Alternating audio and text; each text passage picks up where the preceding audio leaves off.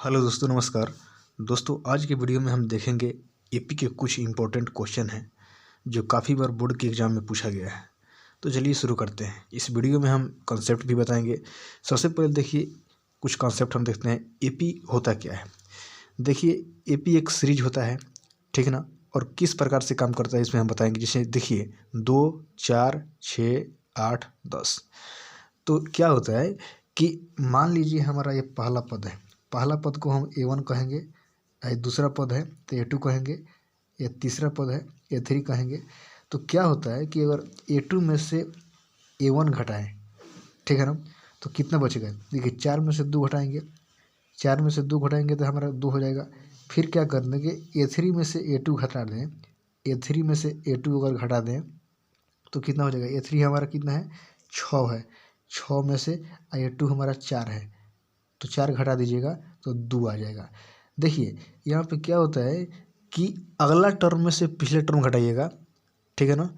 फिर इस अगला टर्म में से इस पिछले टर्म को घटाइएगा तो यहाँ पर क्या होता है, डी। ये सब क्या होता है, ये डी का फॉर्मूला है, ये डी है, सार्व अंतर। तो सार्व अंतर बराबर होता है, अगला टर्म में से पिछला टर्म घटाइएगा तो सार्व अंतर बराबर होता है। कहीं से भी घटाइए, 10 में से 8 घटाइएगा 2 बचेगा, 8 में से 6 घटाइएगा 2 बचेगा, ठीक। 6 में से 4 घटाइएगा 2 बचेगा। तो कहने का मतलब क्या होता है कि एपी एक सीरीज है जिसका सार्व अंतर बराबर होता है। कहीं से भी घटाइएगा तो सार्व अंतर सेम आता है। जैसे कि देखिए हमने A2 में से A1 घटाया है तो यहाँ 2 आया है, फिर यहाँ पर A3 में से A2 घटाया है तो 2 आया है। समझ गए।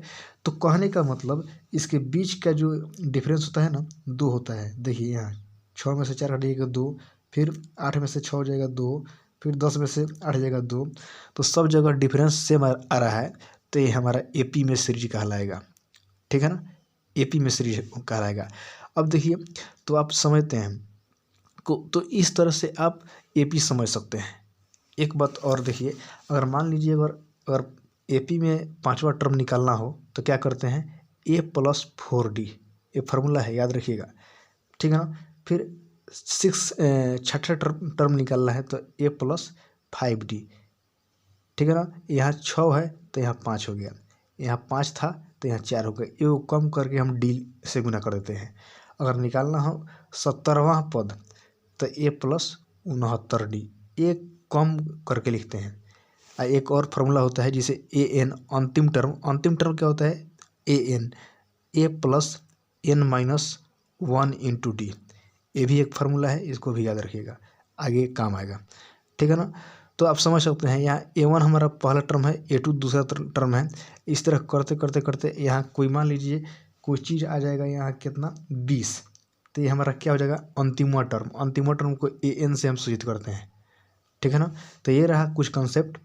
इस पर अब क्वेश्चन देखिए यहाँ लिखा गया है AP 10, 7, 4 dot dot dot dot का 30वां पद है। देखिए 30वां पद निकालना था। देखिए हम बताए थे आपको यहाँ कि अगर 5वां पद निकालना है तो A+4D, ठीक ना। उसी तरह 30वां पद निकालना है तो A+29D करेंगे, सेम इसी प्रकार से, ठीक है ना। अगर 30वां पद निकालना है तो क्या करेंगे, A+29D। समझ में आ गया, इस तरह करेंगे यहाँ। तो आप देखिए यहाँ, जैसे मान लीजिए अगर हम लिखे A1 हमारा क्या है, हमारे पहला पद 10 है, A2 हमारा क्या हो गया, 7 हो गया। तो इसलिए D निकालेंगे, D। तो D कितना हो जाएगा, A2 में से A1 घटा देंगे, ठीक है ना। तो कितना हो जाएगा, A2 में से A1 मतलब क्या होता है कि 7 में से 10 घटाएंगे तो यहाँ पर -3 हो जाएगा, ठीक है ना। 7 में से 10 जाएगा तो -3 हो जाएगा। अब देखिए, तो हमको क्या करना है कि 30वां पद चाहिए। तो 30वां पद चाहिए तो A30, तो कितना होगा, A+29D। फार्मूला में हम बताए हुए हैं यहाँ पे 30वां पद निकालने के लिए A+29D, ठीक है ना। तो A+29D बराबर क्या हो जाएगा। अब मान लीजिए यहाँ पर एक जगह पर कितना हो जाएगा, एक जगह पर तो हमारा 10 है, अब +29, 29 का 29, और डी की जगह पर क्या होगा, डी की जगह पर -3। देखिए -3, तो कितना हो जाएगा, 10 + 29, 3 87, माइनस में 87 हो जाएगा, ठीक है ना। समझ गए। और बराबर में क्या हो जाएगा, -77, यही हो जाएगा।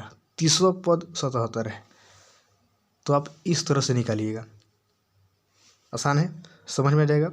सबसे पहले क्या करते हैं कि ए पी में है ये, तो इसका डी निकाल दिए, सर्वंतर निकाल दिए, सर्वंतर निकाल के ये 30वां पद, तो ये प्लस 29D और उसका मान रख करके यहाँ -77 निकाल दिए।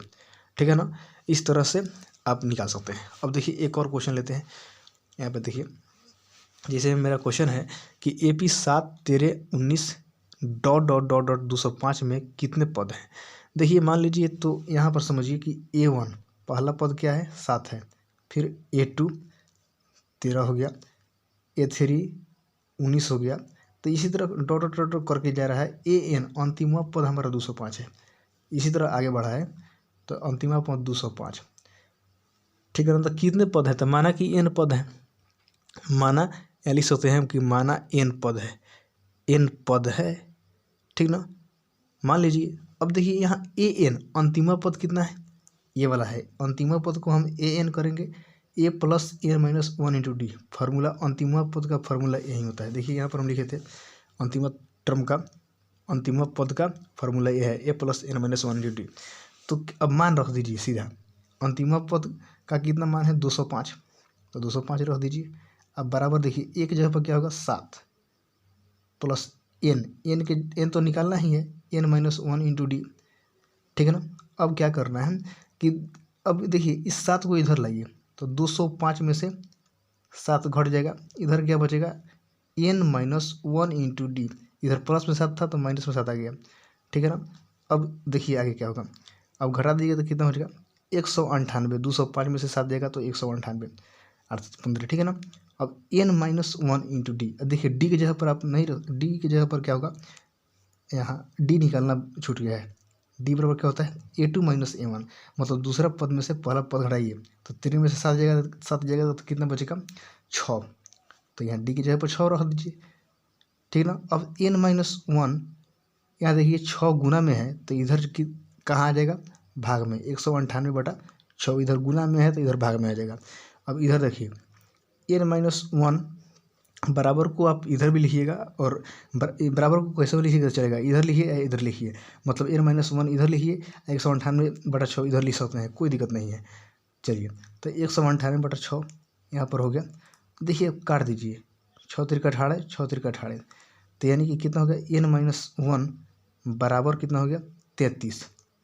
तो अब देखिए तो कितना हो जाएगा n बराबर कितना हो जाएगा, n बराबर हो जाएगा 33 इधर हो जाएगा, अब +1 हो जाएगा। क्यों 1 क्यों हो जाएगा, माइनस यहाँ 1 है तो इधर 1 जाकर प्लस में हो जाता है, तो n बराबर कितना हो जाता है 33 × 1 = 34।